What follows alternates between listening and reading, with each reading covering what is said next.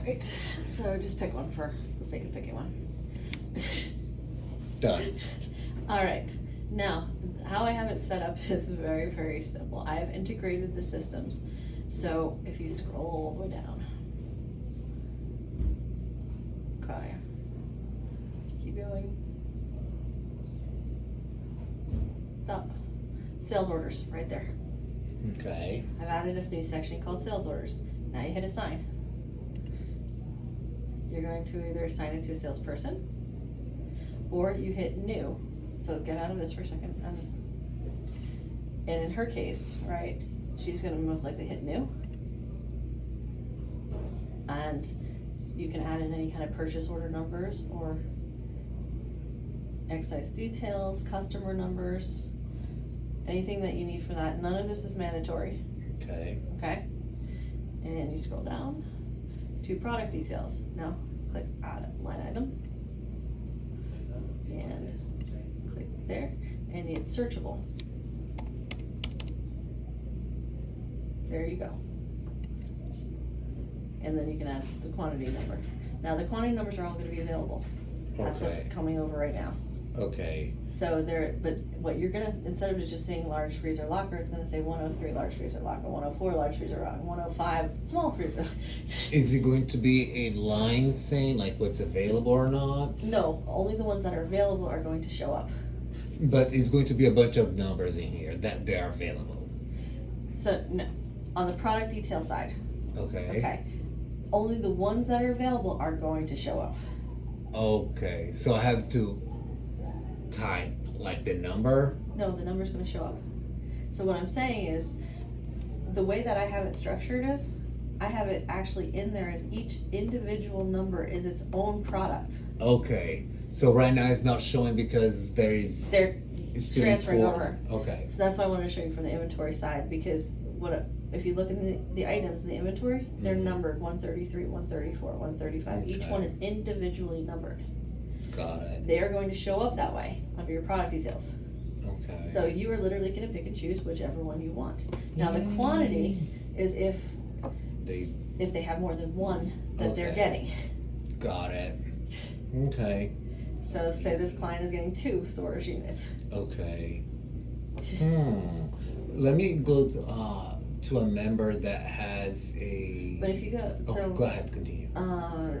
go back for a second. Get out of this one because I actually can show you.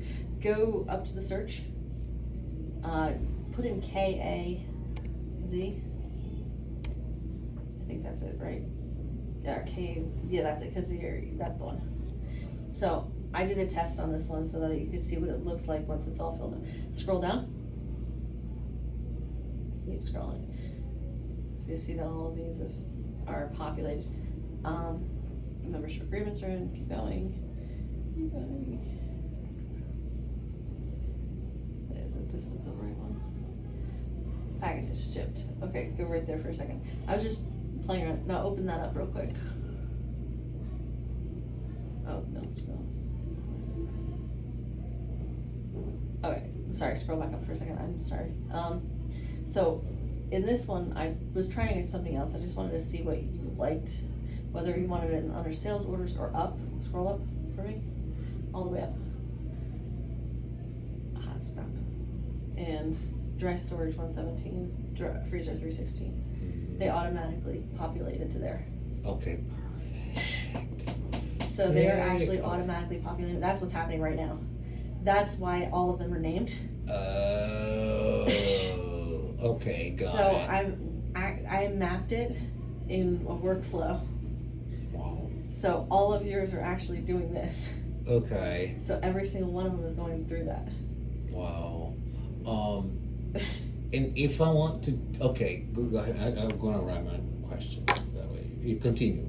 Okay. Well, I saw that you had added, you wanted it kind of up in that area, so I kind of made sure that it was mapped to there. So it was a first view. Okay. And when his is done mapping, which it's not, is what it looks like, under that sales portion, sales invoice portion, it's gonna come up quantity, number, SKU. Okay. Amount. That's But they're perfect. actually in 2 places you'll be able to see it. So it'd be here. Which is your additional information area.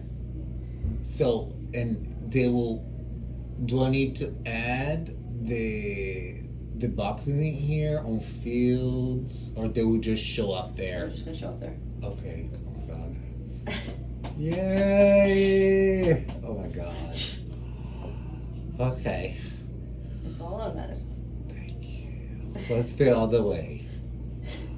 I said the other way is to go to that sales section I just showed you and fill it out that way. Okay. Now, if I want to add one more number, let's say one more storage number, how do I do that? Let's say we added a new freezer number, 317 example. How would we do that? You're not assigning it to anybody yet though. No. That's how I just showed you. You go back into inventory. Mm-hmm. So go to inventory and I'll show you, I'll actually walk you right through it. Go to your inventory.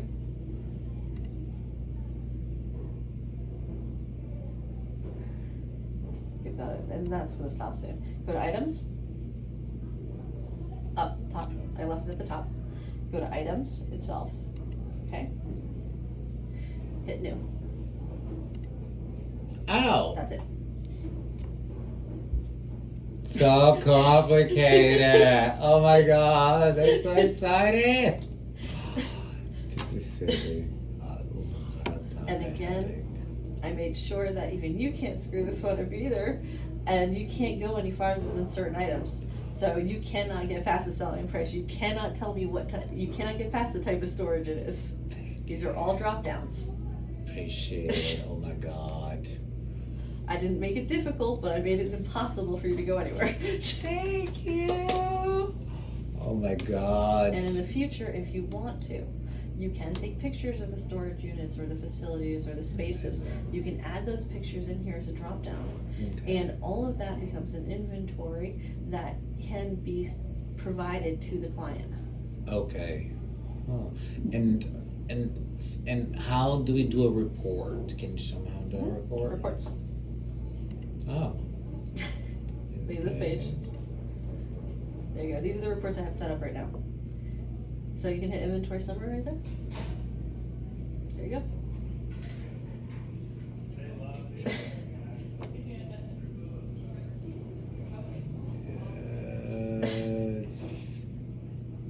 So, okay. And here I even have stock on hand versus committed stock and available for sale. Okay. And again, they're all looking available sale because they're all moving over right now, but they'll be changed.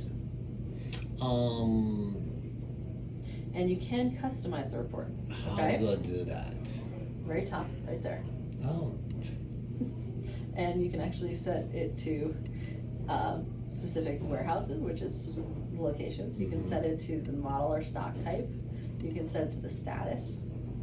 You can set Oh it my to god, status, yes. You can set it to availability. Or you can actually put it by item number, freezer, catering. It's not gonna do that right now just because they're set to names at the moment, but it'll change over to freezer in a minute. Okay. But, okay. so just do a name for the sake of it. There. And now it's just gonna report on that. And you just hit run report. And it pulls up exactly to what you're looking for. Oh my god. And it does it in real time. Oh my god. Oh, that was gonna take so much time. It's right now I have a fucking I've done a clipboard. I've done a bunch of reports for you already, okay? Also, you can export these reports in a couple different versions and email them Okay. out. You can also set timing on them, okay? So in other words, I want this report in my email every Friday at 3 o'clock. How do I do that? At the top. Okay. So right there you can set the value, but we're gonna show you how to do that in a second. Go back and I want to do one other thing. I just want to show you the rest of the reports before I show you how to set the timing on them. Mhm. Okay. So just go back forward and back one more time and one more time. There we go. So these are the ones that I've set up so far. Okay. If they're like, I'm gonna set the other two that we talked about today. for her, so she has those. I can do, for sales purposes, Okay. we can sell by customer, sales by item, but also sales by salesperson. Oh. That's why I said, if she ever has any additional people, you can actually track who's doing what. Got it. Okay. And sales return history. That was your question. Who returned what when? Yes. So if you switch them over, it was returned, and moved over to another, it'll tell you who, when, where, how. Oh, that's perfect. So that's already here. Okay. And then you'll be able to see like stock sum, inventory valuation summary right there. Once you get, so go to the inventory valuation summary. Once you get the right money in, Mm-hmm. because again, I didn't have that, Oh yeah. it'll actually tell you the asset values. So you'll know for sure how much money is on the table. Okay. Ah. That's perfect. That's perfect. Okay, come back and I'll show you the last of the reports, so you can, so, go to, which one of the ones I think are most important for you to know? You can do, well, I mean, those are the most important, to be honest. Again, go to sales return history. There aren't gonna be any in there right now, but I did set it up. Just click on that one. Oh, what? Oh, Sales return. This is what's included in the sales return history, so that you know. The order number, customer, the amount invoice, sales return date, so you actually have a date that it switched over. okay. RMA number is if you have one, it's basically the key number or whatever. Okay. Status, receive status, refund status, if there are any refunds that happened. Okay. Oh. And if there's any balance left on it, it'll show up. Oh my god. And again, that'll happen in real time. Perfect. That's easy. That is easy. So you asked about Okay. reports. Yes. That is That's reports. yes. And And anytime you want to hit on any one, again, the names are going to disappear. But if you just, for sake of showing you again, if you click on any one of these, it does drive down to the actual asset. okay. And it shows you the quantities and the accounting and the physical stock. Okay. And again, I have it set as accounting and physical. Okay. Oh, I'm so happy. And one thing I was really careful about too is if anyone makes any adjustments, because people do things and you don't always know what they're doing, go to adjustments. It's actually going to make them write a reason in there for making the adjustment. It's a mandatory field. That's And it logs it. It logs the date, time, and the person, along with the reason. perfect. But before that is available, we have to import all the numbers. How much each storage is worth. Got it. Okay. Yeah. Okay. But in the future, if you make any changes to it, it's Yeah. logged. But even Okay. now, if you make a change right now and put the real number in, it's gonna log the real number is now. Wow. That's perfect. Okay. And instead, if you had given me like a list of clients and how much they paid, I would have just put it in. But Yeah. Oh, I didn't have it, so it was like, I just kind of made up a number.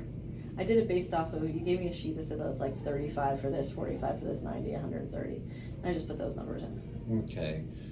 And is there a way to make automatic the change to go faster, like a spreadsheet? No. Okay. No. Okay. There isn't. Okay. Only because you guys double numbered things. I know we made it. It was a mess. It was horrible, by the way. That was such a problem. So, yeah. That's why you can't do it. If you were not double numbered, then yes, you would have been able to.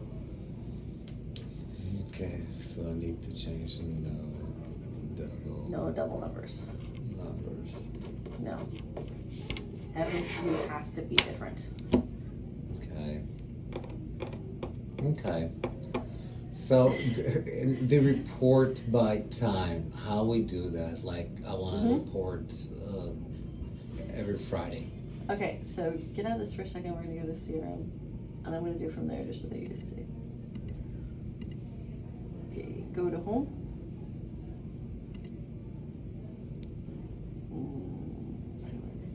Okay, sorry.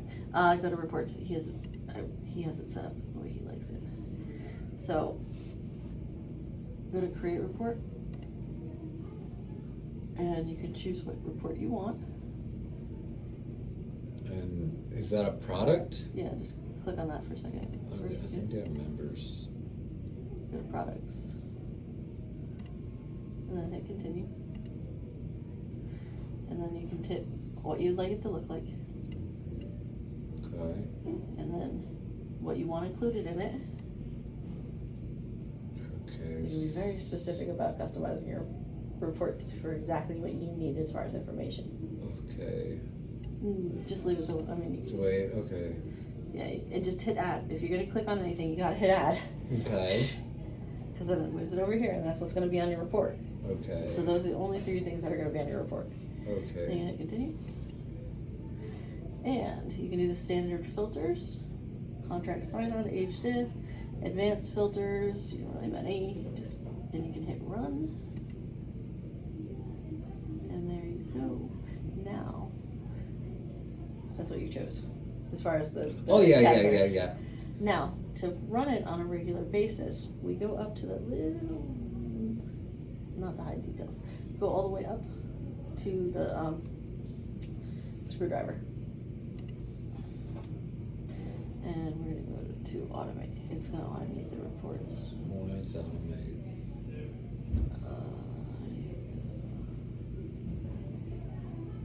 I was customizing some of those over my brain. It's on schedules.